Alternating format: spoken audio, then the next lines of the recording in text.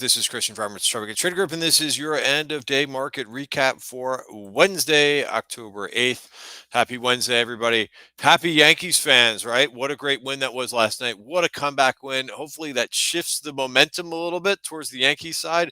We'll see. Just wanted to kind of insert a little bit of sports in today's video. All right, let me get down to business here with the market action, and I'm just going to switch this because people say that they like the spreadsheet here so that they can see a little bit better. So what do we have today? Well, let's kind of start with where we finished yesterday.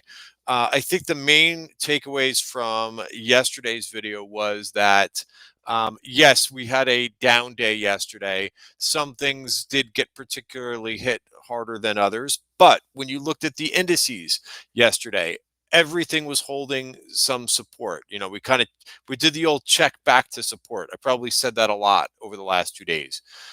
It's a big thing, and I think that this is even though this has been a great market this year and a fun market to trade, it is still kind of a difficult market because I think that you're probably getting a very noisy a lot of noise from social media where you're hearing things that are just not great analysis, but sometimes, and I think we're all guilty of this, you might hear something from someone and that might sound actually like pretty good. It might sound like, good analysis, and you kind of get swayed by that.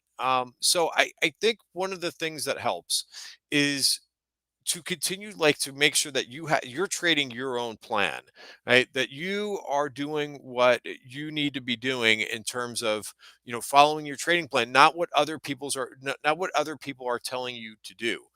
Because I think there's too much of that on social media where someone says this happens and then it kind of feeds off others, right? One of the big things that I heard yesterday, and I tweeted out something to this yesterday, saying, like, I heard a bunch of people talking about for the last couple of days, oh my god, there's cracks going on everywhere in the market. And I'm like, really? Like, I don't think that that's the case. Now, it's not to say that every area of the market is perfect, right? We have not been dealing with a market where every single thing goes up, right? For example, the home builders don't look particularly good right now. The financials have been lagging, and some of that is because of, there's fears about, what's going on with Jeffries right now, right? And private equity. People get worried about some of these things, and that may be an overhang on the market. So it's not going to be like, in my experience of doing this for years and years, even though with strong bull markets, sometimes you're just not going to see every nook and cranny of the market go up. Sometimes there's going to be things like somebody pointed out to me, like the restaurant stocks don't look good today or don't look good recently. I agree. There are some things that just don't look good. But as investors, we're not forced to go into these things that don't look particularly good. Another thing, so one other thing that I want to say too, and then we'll get to today's price action, but I think that this intro is kind of important, and hopefully this is helping you. Um, as I went through in yesterday's video, I talked about we didn't break down anywhere. So be careful about that. And again, it's not to say that we're not going to get volatility. I think we are going to get volatility at some point, but trying to pick the exact day that occurs is not a winning recipe, or not a recipe for success. I think you just kind of have to get accustomed to that. So I also, there's one other thing that I want to say too. Just because a name goes down a little bit, right? Here's another thing too that people have gotten accustomed to the last couple months, where things are just kind of going up every day, right? And then when they come down a little bit, people are like, oh, that's this group is breaking down, or this group, there's cracks going on. No, that's not how it works. Stocks go up and they go down, right? What you want to make sure is that when they do go down, that they're not breaking down. What would constitute a break in the action? So I'm just going to go back and forth here to the charts. So let's let's talk about that. Like, to me, what would be a break, right? A break would be probably and again, these are all things that I went over in yesterday's video, so I'm repeating myself a little bit. But it would probably, number one, a break below the 5-day moving average, right? That would, to me, means at least that we're losing. Now, it's not a breakdown; it's just be that we're losing some short-term momentum, right? A break into the value area for the month, right? If you look at the last few months, we've been trading mainly, except for like the start of the last 2 months. And by the way, we started actually just inside the value area too here, just for like a half a day. But there is these little checkbacks. So if we were to come in and we were to break the 20-day moving average, right, then I would say, okay, the short-term trend may be in jeopardy. Because we are so far away from the 50-day, right? The 50-day moving average is not really going to help us. But yes, I would get particularly concerned if we broke the 50-day moving average. But you can't, like, if we come down and we check back, right? And just because we come down for a day, it's not, I don't think that you want to start like getting out of like every, making huge portfolio adjustments, right? And saying these things that aren't true about the market breaking down. It can check back, as many times as it wants to. And that's the nice thing that we've got here is this trend has been pretty nicely defined. It's the same thing with the Qs. Right, and the Qs, they've came down and they actually checked down to the 50-day moving average. Yes, this had me concerned back in the beginning of September, and then you kind of you have to be a little bit more on guard that something might be breaking down. Remember, none of us have a crystal ball, and none of us know what is going to happen on a day-to-day basis. But we came down here and we bounced nicely, and we got back above the 5-day moving average, and the short-term trend continued. And here we've checked back twice so far this month, right? We did this last Friday and we did this yesterday, but we're not breaking down. So again, I just want to make sure there's no confusion. I'm not saying that we're not going to have volatility.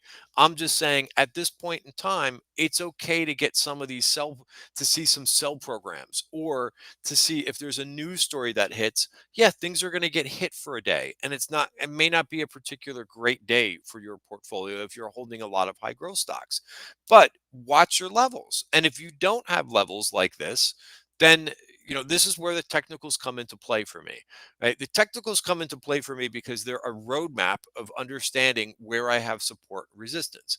What may be a breakdown for me may not be a breakdown for other people too, right? It all depends on what you're watching, right? So for some, and it depends on your time frame.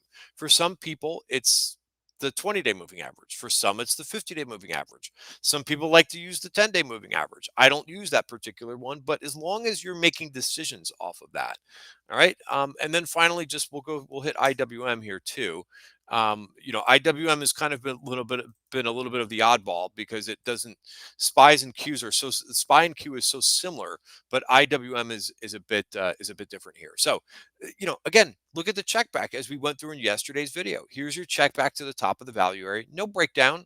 Right. And here we go. We had a little bit of volatility here this morning in IWM, but right in here, right? But then we kind of quickly reversed, and IWM tends to do that a lot, by the way, right? Where it kind of just seems like it's more volatile than everything else, but then it kind of finds a footing at some point. Um, what else? So let me go back to the spreadsheet here for just a second, just to kind of go through some of the areas. But in any event, as I bring this spreadsheet up, like I hope that helps, right? You gotta have you got to separate the noise a little bit with what you're seeing on social media, and I think it's also what's also particularly difficult is people have FOMO and they see people on social media putting these screenshots of portfolio performance. Who knows where these people are getting this stuff from? Like it could be like their $5,000 account that they've been able to grow to 20,000. That's great and kudos to them. But you have to understand, like you have to kind of take these things with a grain of salt. That some people are not trading very big accounts, and hence their portfolio is awesome because they're YOLOing that $5,000 account, trading it on margin, and able to do that, or a $25,000 account, whatever. But people are trading small amounts of money very aggressively, and I get it. Like that to me, if you're if you're looking at an account like that and you're saying, hey, I don't care about this X amount of money and I'm just gonna go crazy with it, right? Then you may have had that kind of success. And congratulations to you for doing something like that. All right, let's get to the price action here a little bit. Sorry for the intro, and that's going on for about 9 minutes about that. But again, I think this stuff is important than just looking at charts, right? Because there's a lot of investor psychology that goes in every single day in what we're doing. All right, the VIX was down 5% today. The Qs were up 1.2%. They led. Bitcoin had a nice move. I keep forgetting to post the Bitcoin charts. Sometimes I say I'm going to do it and I don't end up doing, but we had a nice signal from that. And I actually went long Bitcoin last night. Look at the semis come back, up 2.7%. Look at so these are similar groups that we're seeing, right? Look at these groups. I go over these groups almost every night. What do you see over here? You're seeing metals and mining up another 3.3%. Again, I don't know why, but it just is not getting as much attention as some of like a handful of growth stocks, right? Look at how strong these things are. The silver miners were up huge today, up 4%. Aerospace and defense tacked on another 1.6% gains. So I'm going to go back to the charts. Like I said, gold miners were strong, but as I've said also in other videos, make sure that you're not just watching 5 stocks, right? There are many more I'll go through again some of these sectors that are doing some of the heavy lifting here, and I'll start with, right? Because I think if you're just, I've said this before, I'm going to say it again. It's very good to be watching, like if you're paying really close to like 4 or 5 stocks, because you get to know how they trade and you get a feel for those names. However, that's not the whole market. So if you've got such small tunnel vision like that, you're missing out on some of the major strength in this market, which is aerospace and defense. A couple names in this space, Rocket Labs. But again, there's many. Rocket Labs had a good announcement after the close yesterday. ASTS was up 8.6% today, already after a big move. Yes, that's not the best looking candle in the world, but they announced a partnership with Verizon this morning, and up on away these things go. But I'm not going to go through every aerospace and defense name. I did that in yesterday's video, so I'm going to keep moving. But that's one group. XME is just basically on fire. Now, again, this is overbought in here, but this has been one of the strongest areas of this market outside, and it's mainly, it's more indirect with what's going on with AI. It's not a direct play on data centers. It's not a direct play with some of the other power generation themes that are going on, and a whole slew of the other AI names. But this is this is very, very strong right now. Again, it's probably due for a check back, but I'm still finding some things that are interesting. I didn't like the way that this thing closed today, but CRS is a specialty metals name. Right? This is very strong. A name that we got along last week, right? UAMY was up another 9.4% this today. USAR, which I think this actually reversed a bit, but at one point this was up another 4%. Um, so very, very strong, this group. I actually got some FCX today too. This is a bit of an underperformer in the group, but they had an incident with a mine that happened, and the stock is recovering. They've actually had a couple broker dealer upgrade. So again, like I'm looking for a move basically to the top of the value area. Alcoa's is starting to really get going too, as well. So you're starting to see some of these other metals names go, just besides the rare earths. There is a rare earth ETF, by the way. Like this is another one that's been on fire, right? It's consolidating a little bit here, but again, this is big performance for some of these things. Next group, cryptos. Right. And the one that there's several different ETFs that you look at, but for a while I've looked at the BLOK ETF. That has all the big names in it. IREN had a secondary. And by the way, some of these names, they're going to have secondaries into some of this strength. Right. But like at this point, you have to be okay with that. You have to understand that the stock has gone from $25 to $60 in the matter of about a month, right? So yeah, they're gonna have a second, like they're gonna ring the register and finance some of what they're doing. Why wouldn't you? If your stock goes up, if your stock doubles in a month, don't you think that company it would be almost irresponsible for you not to have a secondary and cash in on some of those gains? We're talking about a month, guys. We're not talking about a year of stock doubles. We're talking about a month, right? Speaking of which, and there's a bunch of these names. I'm not going to go through all of them, but I really like the CIFR, CIFR mining. We went over this in the trading room yesterday. We were looking at this little area right here of resistance, and these things pop and they go. Next group that we should go over. Yeah, and then we might as well talk about the semis, right? So here's the equally weighted semiconductor ETF. Look at this thing come raring back. It's so far, believe it or not, it's just an inside day from yesterday. But again, to me, it's just showing like I think the trend is more important than the candle. We're staying above all these moving averages. Again, that's the equally weighted ETF. All right, here's the regular market cap weighted ETF. Again, it's pretty extended here above the 20-day moving average. So if you're and AMD was the star today. I mean, look at the candle today. It was up 11% today, right? Not 2, not 3%, 11% today. So again, some of these things you could just basically day trade.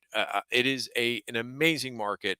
One other thing that I think should be said here is with yesterday's move, we're just continuing to see shallow dips, right? That's another thing that we just continue to see is very shallow dips. Um, let's go over to a name that I continue to go back to. I bought this morning. Robinhood was up 4% today. Again, I said this on Twitter yesterday. I probably said it in this video. I actually want this thing to come in more, but it may not. Like the strong names just may not come down to where I want them to. I'd love to see a check back down to 129. Maybe that happens at some point where there is some volatility that comes in. But for now, like that's a nice hammer bar and it's holding the 5-day moving average. It's just showing how strong it is. Also, stick with the winners, right? One of the things that I've said in these videos is be careful about people pumping things on social media. This one is one that gets pumped on social media, and I've said this for now for weeks with this thing because I have people ask me all the time about it, and I say, you know what? Go back to the person who's pumping this company. Who knows? Maybe they're getting compensated from the company to saying, "Hey, pump our stock price up for us." Because I don't have a reason why I would own Webull over Robinhood. Robinhood is the innovator, right? They're the ones. Now, if this company comes out and they have some innovation that is above and beyond what Robinhood is doing, I will look at it. But there's no reason to be in something like this to think just because somebody is pumping this on social media. I'm sorry to say. Next, right? This Robinhood is it just continues to every dip gets bought. Like someone said to me, like, well, this is up so much. Look at when it dips. When it dips, it gets bought. Right. Also, look at the difference. Like, I love that you could do this in TradingView. Look at the difference between this name and this name. Right. It continues to trend and make new highs. All right, let's go back to some other charts. But these are important things. Like I said, there's a lot of bad things on social media that you're going to get. TEM, I got involved in this one today. This again, 11% move. Saw some calls on the tape, aggressive calls, and I was like, hey, this thing could be a breakout, another breakout candidate. What hell of a move today! Closed on the highs today, so I did take a little bit of money. That's another thing too. If this market is making you feel uneasy, right? Decrease the size of your position. That that helps, and then take some targets. Right, this market is giving you the opportunity to take some targets with, just like with AMD. Right, same thing. Um, where else do I want to go with some names? A few names that I'm watching for tomorrow. APH. Now, again, this isn't one that moves as fast as a couple of the charts that I just showed you, but I like the methodical move here. Watch for a break above 125.76. CLS. I heard of it. Speaking of, like, people were telling me a couple days ago that, oh my God, there's cracks in the market. CLS is down. Look at how this has honored the 50-day. It hasn't come all the way down to the 50-day moving average. But if this would have broke the 50-day moving average, then I would have said, oh geez, wow, but something's changing here, right? But no, it was just down a couple days, taking a breather. ALAB, I think these things are still kind of, working off some of this really hot sediment in these stocks. CRDO, it's a pretty nice comeback from having a secondary the other day. So again, it's still kind of hanging on here. I wouldn't ignore this name. A check back to the 50-day moving average and a bounce is exactly what you want to see. Notice what happened here. Got back to the 50-day moving average here and then went ballistic. I don't know if it's going to do that, but I don't have a crystal ball. Go long versus the 50-day moving average. That's the support that it's bouncing off of. Couple other new names. EVLV saw some call activity today. I actually went long on this. We are seeing some of these like names where they actually do break the 50-day moving average. They shake everybody out and then they retake it a couple days later. Watch for the retake. Today this is like a weapons company. Uh, they retook their 50-day moving average today. What's the other name I was going to go over to? Sorry, I'm slowing down here. I've mentioned Bitcoin, and almost every time I forget to do the Bitcoin video. Here, how long is the video here? All right, we're getting to a little bit too long, but here is the check back for Bitcoin. Here's where I got long. I had mentioned this in the trading room when it started to come down. I said, let's see what happens once it gets to 60.54. Got this down to 60.54 and did a nice bounce. Now, I don't know if it's going to make it back to new highs. I did take one target today on the strength, but for now, I know where to be long, right? I can weed out the noise and say, okay, if it breaks below here, that's where I'm not going to want to be in Bitcoin anymore, right? And I don't have to worry about all the other stuff that's going on. Broadcom. This is one too where, hey, you have to be patient in this market. This has been trying for me because it's had a couple things where even yesterday it looked like it might be breaking intraday, right? But it's hanging in there. It's a slow mover. And that's what's also required in this market. You gotta have patience and say, okay, great. It's not going up 11% today like TEM or AMD did today, but it's moving in the right direction. And I still think that this is a quality name in the space. All right, guys, I'm gonna leave it there. Have a great night. I hope these videos help. Please like, retweet. And again, I try to insert the investor psychology because part of it is looking at charts and understanding support resistance, but it's also managing your emotions every day and what you're doing. All right, guys.